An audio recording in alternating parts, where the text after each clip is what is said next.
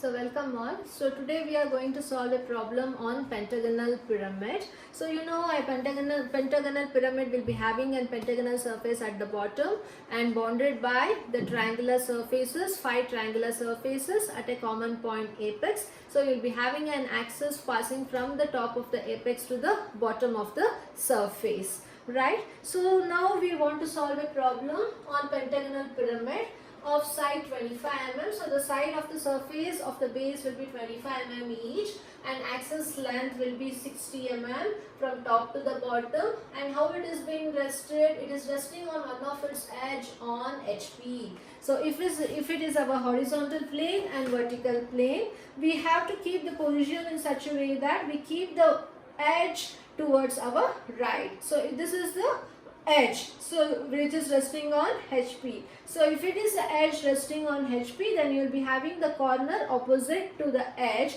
which will be lying exactly towards our left. So this will be the position when it is resting on one of its edge. So in that case, when you view from the top, you will just see an true shape of the pentagonal surface as our top view. So when you view from the top, right, you will just see the pentagonal surface. How it will be resting on one of its edge, so you will be having the corner on the opposite end. So this will be the shape of the pentagonal surface what you get. Okay, so you know how to construct a pentagonal surface. When it is resting on one of its edge, you will keep the edge towards your right. Show the dimension of the edge as how much? 25 mm as in the question. Then take 120 degree. 108 and 108 degree. Measure 25 mm and cut an arc. Measure 25 mm and cut an arc. And again from there you take 108 degree. And again from here 108 degree. So where it meets, you get the other corner. So you can name. So when it is being viewed from the top, all the base corners will be visible. So you will write A, B, C, D and E, right? And when it is viewed from the top, resting on HP, top view, the O center will be visible and O1 will be visible at the bottom. So O will be visible and O1 will not be visible. So O you write outside the bracket, O1 you will write within the bracket. For that you should identify the center. So to identify the center, you can drop from the corner to the opposite edge and again from the corner to the opposite edge. So this will be the center. So apex center will be visible O, bottom center of the surface will not be visible, which is O1, so that we will write it in the bracket. So after that, what we do? You have to take the projection from each corner, right? Please take the projection from each corner and also from the center. So once you take, you please see what is the axis height given. It is 60 mm. So here the axis line of the pentagonal pyramid will be visible and hence you show the axis pattern. It will not be overlapped with any of the longer edges. Axis will be visible. You can see directly it is projected. So you will show the axis line or the center line. Right, and see that height is 60 mm. So measure 60 mm using the compass.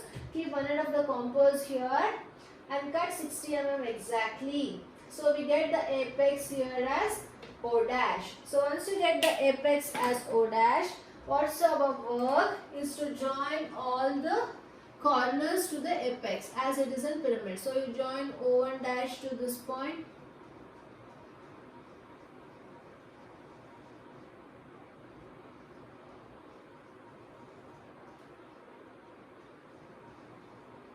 Okay, so then we have to do the naming.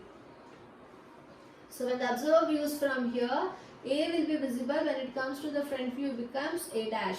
So when the observer views from here down, B and E will be along the same line. So B will be visible, E will be hidden. So you will write B dash in the bracket. You write it as E1 dash. So here you have the base center as O1. So when it comes here, you will write it as O1 dash. It won't be visible currently, so you will write it in the bracket because you have one of the edge over here, it won't be visible. So when the observer views from here, C will be visible and D is along the same line which will be hidden. So you will write C dash outside the bracket and D dash within the bracket. So we completed the first stage, top and the front view of an pentagonal pyramid. So always we know that whether it is a pyramid or a prism or any type of pyramid, always we assume the axis to be perpendicular in the first stage, axis will be inclined to particular angle in the second stage, and the axis will be inclined to some angle in the third stage with respect to VP, and in second stage with respect to HP. So here also it is the same case. It is told after it is resting on one of its edges of the base, okay, the base which is inclined to VP at 30 degrees. So read the question. It is a pentagonal pyramid of 25 mm side of base and 60 mm axis length. It is done. It is resting on one of its edges, even that is done. Edge of the base. So the same edge is inclined to VP at 30 degree. So VP inclination will come in the third stage. So currently we won't focus on that. So we have to focus on HP inclination. So draw the projection of the pyramid when the axis is inclined to HP at 40 degree. So first the axis was assumed to be perpendicular. Now we take the axis inclined to 40 degree to HP. For that we leave some space and take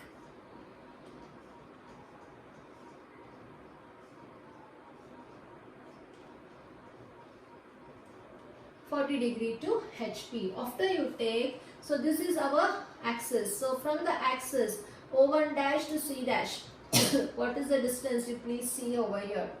Always axis should be inclined. Don't take the distance from B1 dash. Always take from the axis.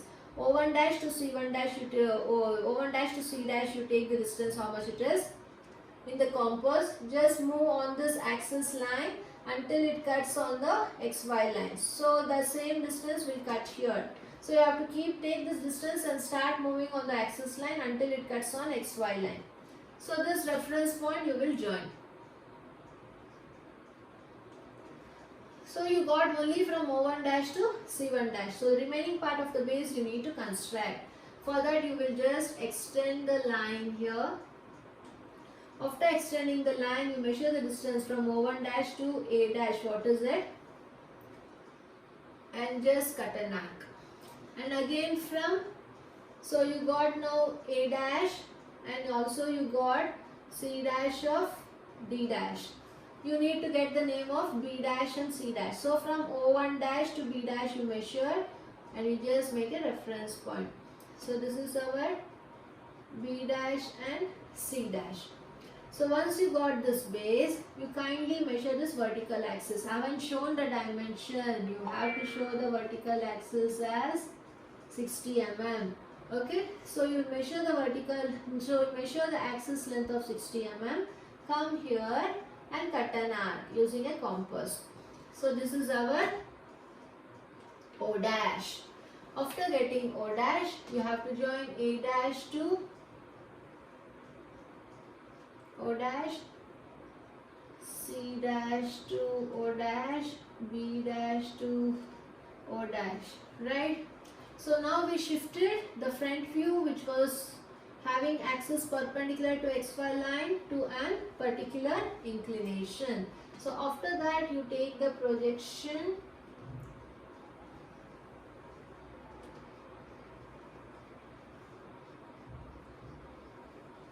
down.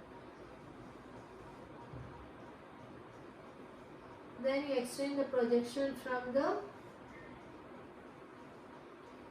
front view also.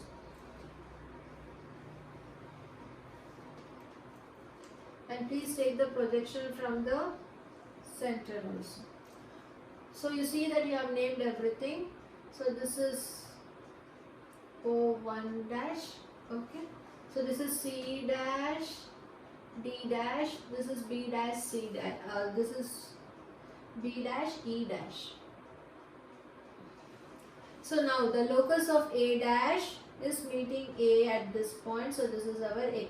So locus of B is meeting B dash at this point, so this is our B.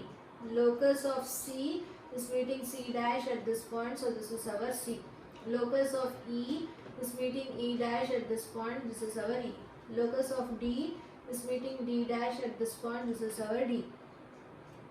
And locus of O1 is meeting O1 dash at this point, this is our O1. And locus of O is meeting O dash at this point, so this is our O. So after naming, always I told that outer boundary is visible. So you will join the outer boundary. So A to B, B to C, A to E, E to D, D to O and C to O. So outer boundary is visible.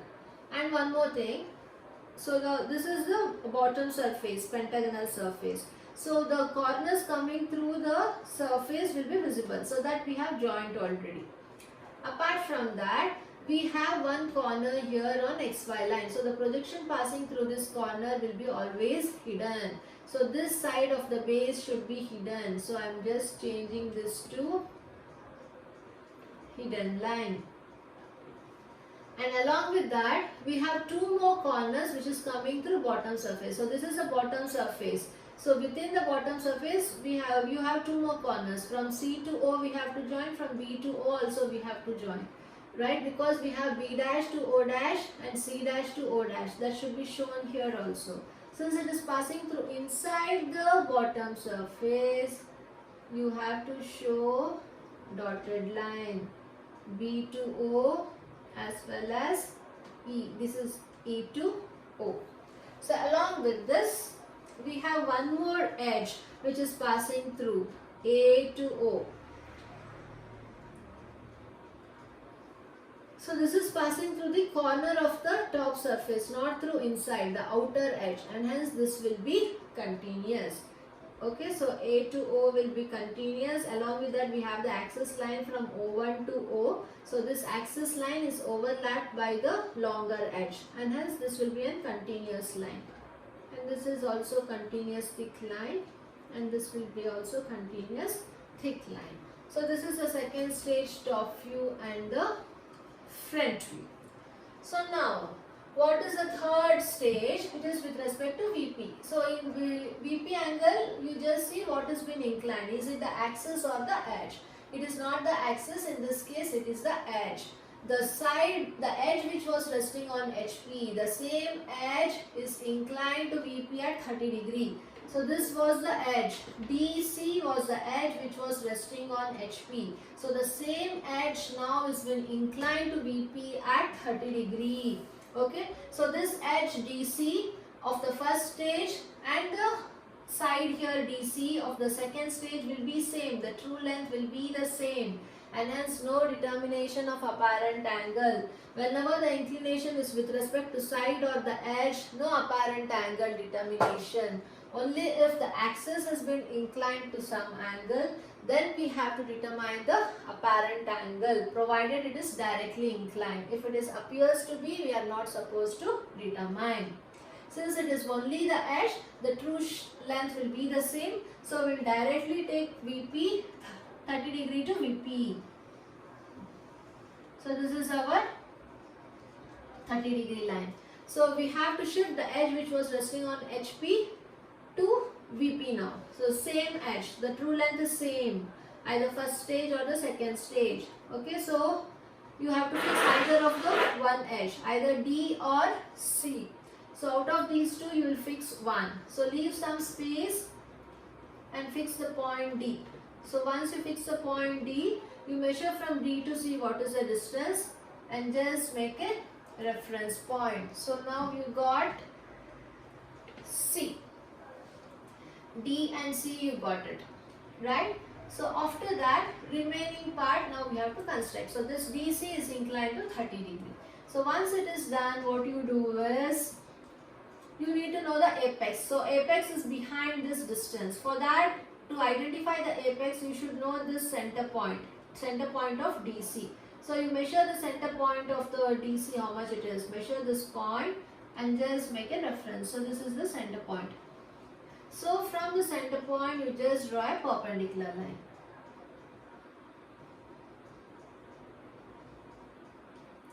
Right? After drawing perpendicular line, you see from the center point to O what is the distance using the compass. Come here and just cut an arc. So you get the apex, which is O. And this D and C is now named. So after you name D and C, then you have to mention the other corners. So how do you proceed? Before going, just identify the center O1. You know O now. So measure from O to O1 how much it is. Come here and just cut an arc. So this is our O1. Right? So once you got O1, you need to find out these two distances, E and D. So to know these two distances, you need to know the distance from O1 to this. What is it? So you have this O1 line already. So measure from O1 to this midpoint. What is it? And just make a reference point. So from this reference point, you just draw a perpendicular line.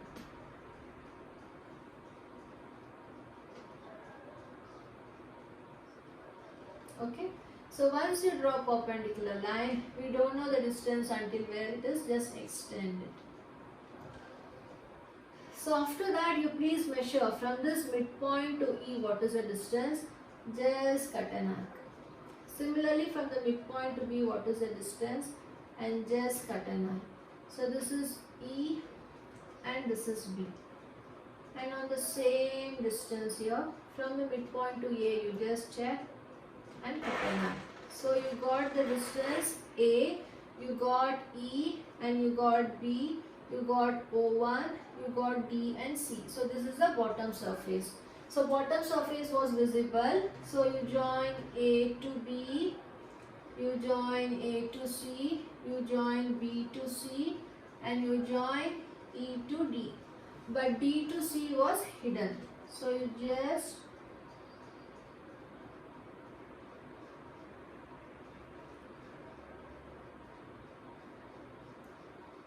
make hidden line. So after you make hidden line, so this bottom surface now we have constructed. Apart from that, you have the other part what you have to extend to get the pyramid.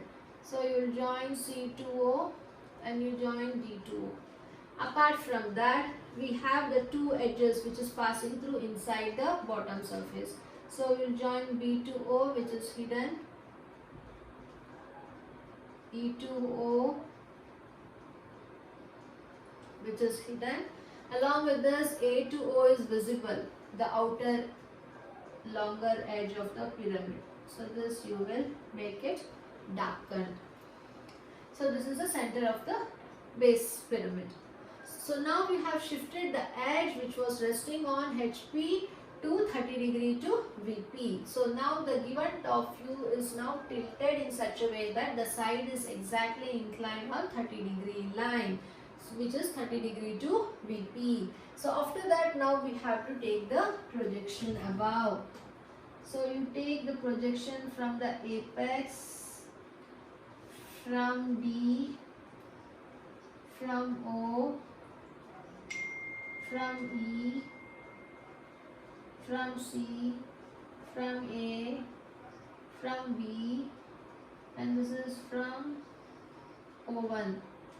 So after taking the projection, you kindly take the projection from O dash, A dash, B dash and E dash, O1 dash, C dash and D dash. And then start reading the locus. So before that, you just erase the extra lines. Then start reading the locus. So the locus of A is meeting A dash at this point. So this is our A dash. So locus of B is meeting B dash at this point. So this is our B dash. So locus of C, locus of C is meeting C dash at this point. So this is our C dash. Locus of D is meeting D dash at this point. So this is our D dash. Locus of E is meeting E dash at this point. So this is our E dash. And then locus of O1 is meeting O, locus of O1 is meeting O dash at this point, so this is our O dash. And locus of O let it as right outside, so locus of O is meeting O dash at this point, so this is our O dash, right? So this is the outer view of how the front view looks like. So an outer boundary will be always visible. So we'll join the outer boundary, C dash to D dash, D dash to C dash, B dash to A dash to O dash, O dash to E dash. So when the observer views from here, the bottom surface will be visible and continuous. So when we views from here, the bottom surface will be visible. So 3 part we have covered. So 2 more edges we have to join. So we will join A dash to E dash and E dash to D dash. So after that, the corners, the projection coming through the corner of the top, corner of the surface will be visible. So this also you will make it as darkened line. So once this is done, please darken. All these lines will be visible.